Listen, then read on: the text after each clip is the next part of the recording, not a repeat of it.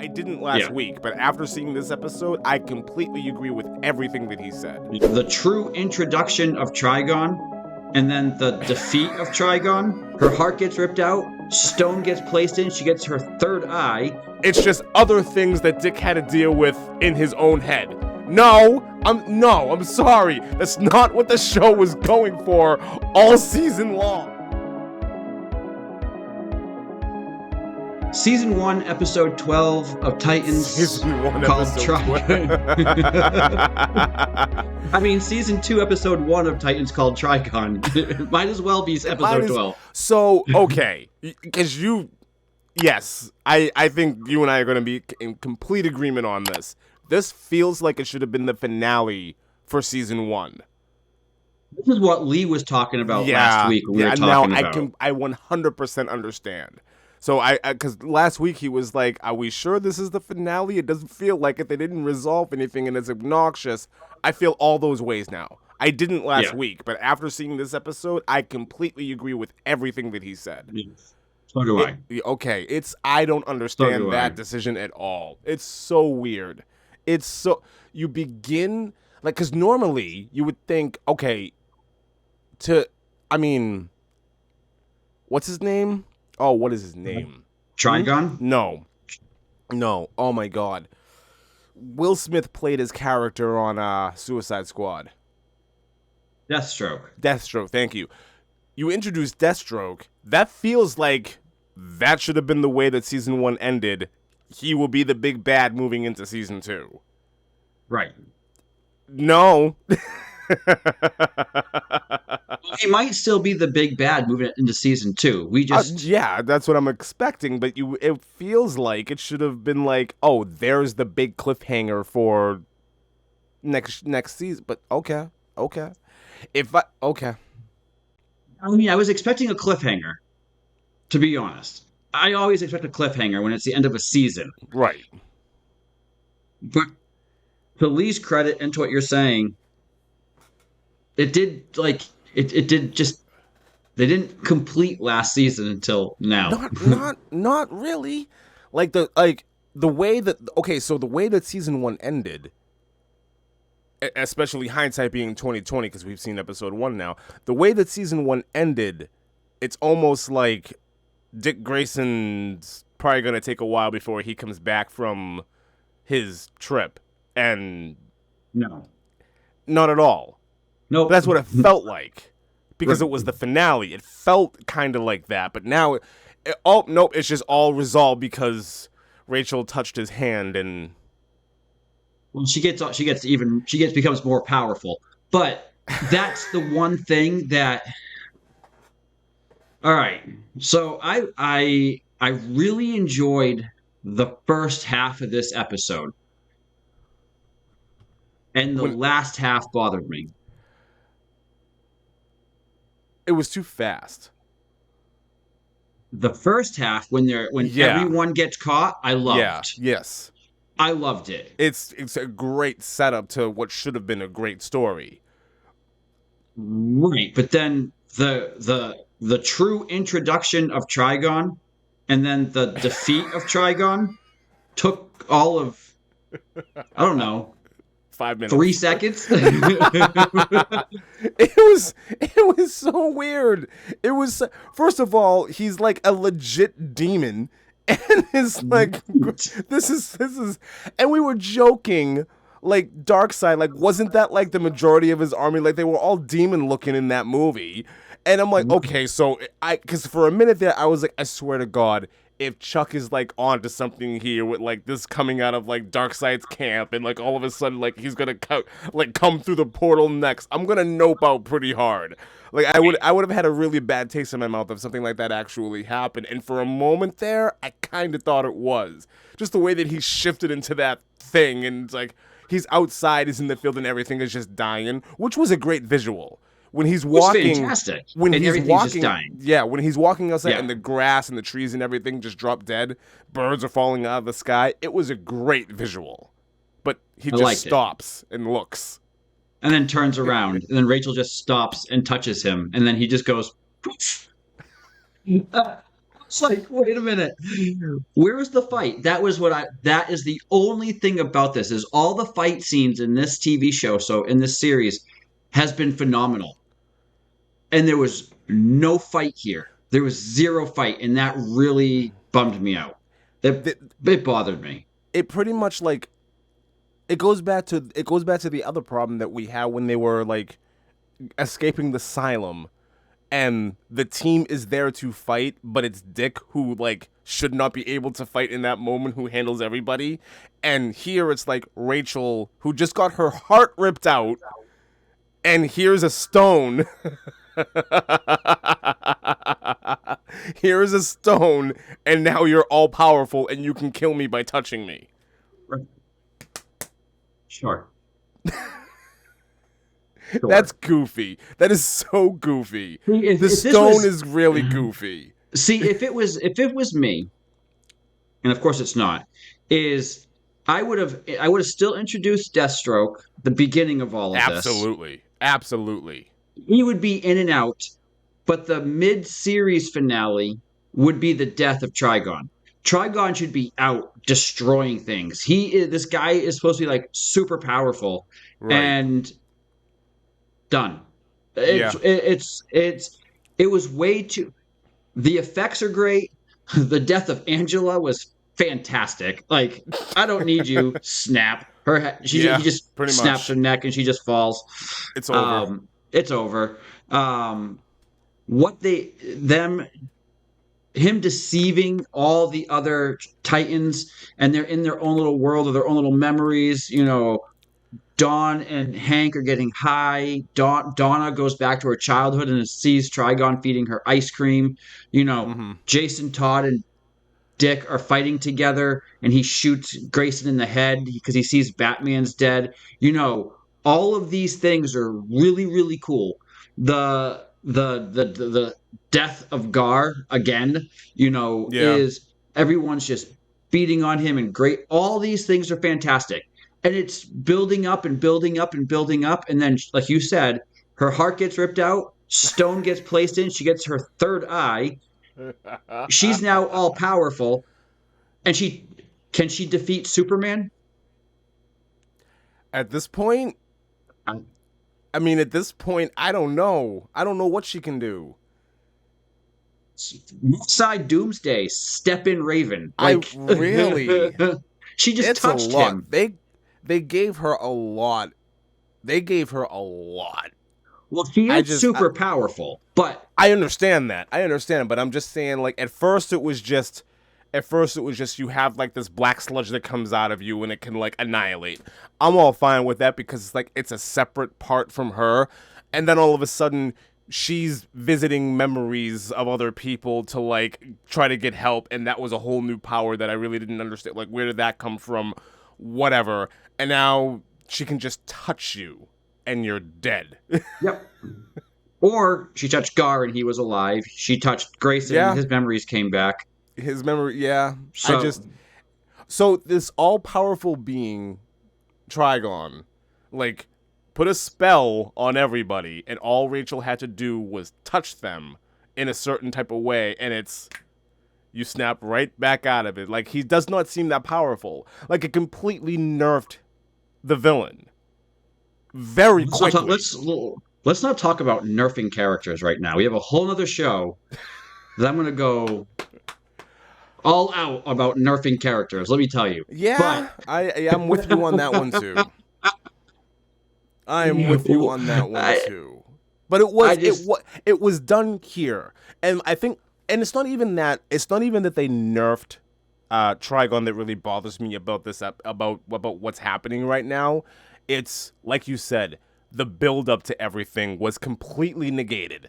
Like, they spent an entire season coming together, learning about each other, fighting together loosely, kinda, in a way. Like, this is the moment that, like, the entire season was preparing for, was the face-to-face with Rachel's father. Like, that was the entire build-up, and they did not do anything. Right. This should have been the Titans versus Trigon. Yes. Like Justice League versus Darkseid in Zack Snyder's Justice League. That would have been fantastic. Well, that had its problems too because, excuse me, they're fighting Darkseid. Superman is distracted, and as soon as he comes in, he just completely wrecks house, and it like kind of like all of the other heroes in that moment were kind of No. In the original Justice League, but in Zack Snyder's Justice League, it was a lot different. It was a bigger battle.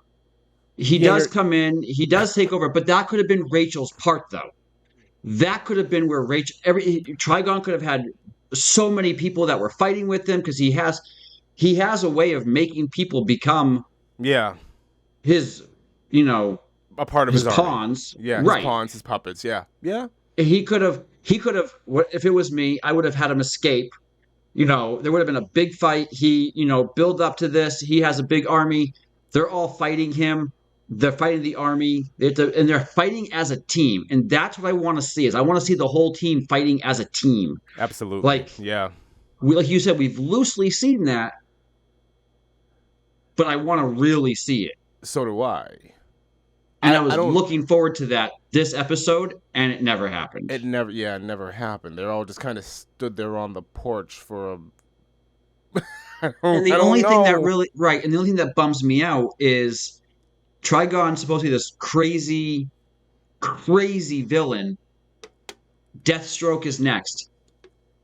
Deathstroke doesn't hold a candle to Trigon, but he's the next big bad. So what's gonna Rachel can just touch him too, and he's gone. So I'm gonna reserve my judgment for that because I don't know a lot about Deathstroke. Admittedly. Maybe there's some crazy things that maybe he has like a lot of crazy toys, much like Bruce, and he's just able to use them really strategically. Like it could be like super soldier on steroids. Is kind of like what the feeling or the vibe that I get from Deathstroke from what I've read, from what I've heard. He's like a Winter Soldier. Yeah, so I'm gonna reserve judgment on that. I'm not gonna jump on that one yet. I don't know enough about Deathstroke to say that. I'm gonna wait until I see more from him. But I do agree with you. Another thing that I want to touch on that I did not like was so Trigon basically turns everybody into his puppet. And they are all just standing there on the porch while Trigon is out in the field and everything is dying. And Rachel comes out and they part like the Red Sea. It's like you're Trigon's puppets and you're just letting her pass. Well, they're not his puppets at that.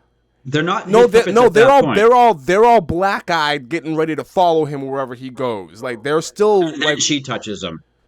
Yeah, but they don't come out of their trance until he's dead. Well, that's true. Well, Dick Grayson is.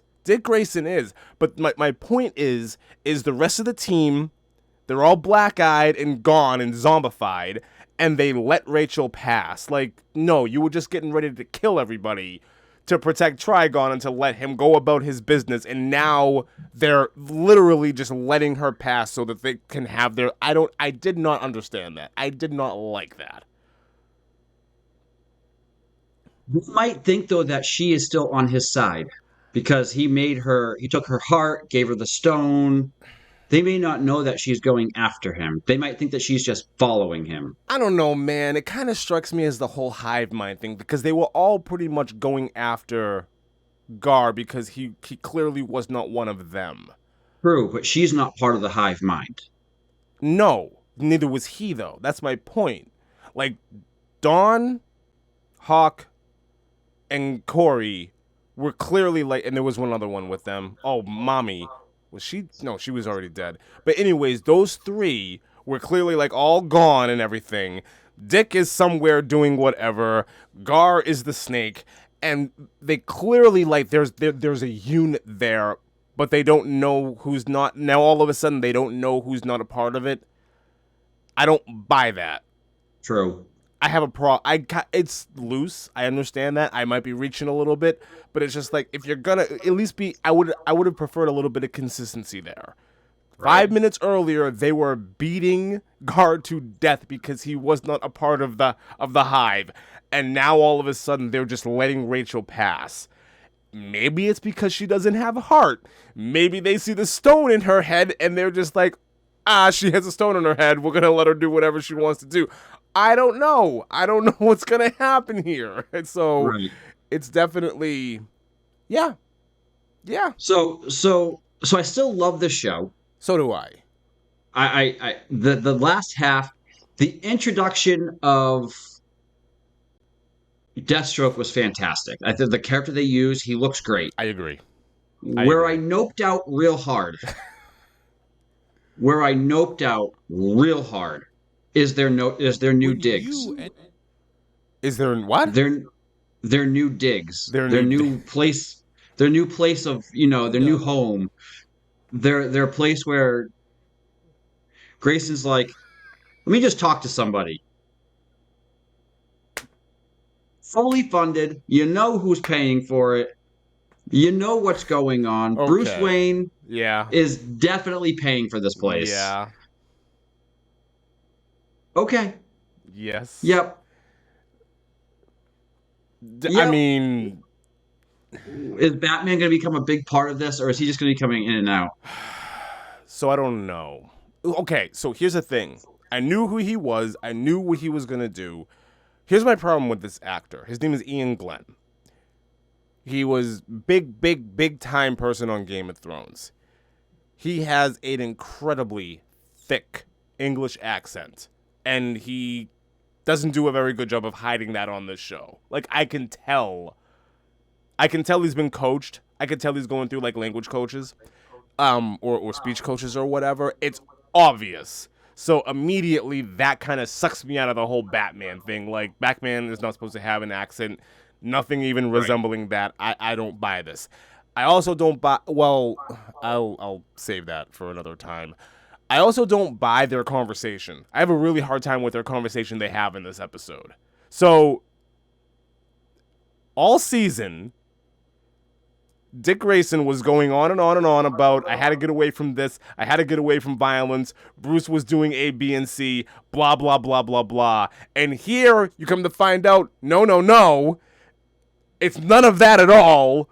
It's just other things that Dick had to deal with in his own head. No, I'm sorry. That's not what the show was going for all season long.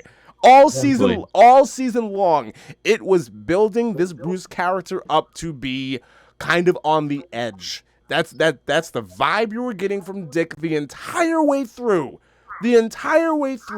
And they were hammering that fact home with how shut off Dick was whenever it came to him needing to talk about Bruce. He didn't have a whole lot of positive things to say. Even when him, and Jason Todd get together earlier in the season, you need to be careful about being around him. Bruce is out for Bruce. Bruce doesn't care about you or us and blah, blah, blah. Like, it's going on and on and on. Like, you have a really hard time with Bruce right now. But here, they're sitting down. Oh, Bruce, I had some problems. I had to work them out. But you and me, we're good now, right, buddy? Oh, it's... Oh, by the way, I need a favor. I need a favor. I need a favor. Man. See, what they need to do is they need to either just make it happen. They didn't commit. That's what they need to commit with either Bruce Wayne or Batman and just commit to it. I feel like they had an idea of what they wanted to do with Bruce with Batman, and they didn't. Pardon my French, but somebody didn't have the balls to just go out and do it. Like, you've been building this up, just go for it. But right, I agree. I don't know. I did not like that. I did not like the introduction of Bruce. I didn't. This whole conversation with the two, I hated it. I hated this so much. I did not like it. I loved the introduction of Batman, though. The introduction. Last episode? That was fantastic. Killing Joker? Absolutely. That was fantastic. That was awesome. But that's what they were building to. But here's Bruce, the thing, though. His Batman last episode has lost it. So right. But here's the thing, though. His last episode, Dick Grayson's conversation with the wall as he was trying to talk with Bruce was a better conversation than the one he has with Bruce in this episode. I agree. Yeah. This monologue that he gave the end of last season was way better. Hey everybody, Lee from Black and White Reviews here. Just wanted to take a moment to thank you for tuning in, checking out our conversation. If you like this discussion and you want to hear more about this specific subject or other things, check us out on our podcasting sites, whether it's Spotify, Apple Music, or Google Podcasts. We're up on pretty much all of them. So yeah, thanks again for popping by, and be sure to like and subscribe. Thanks.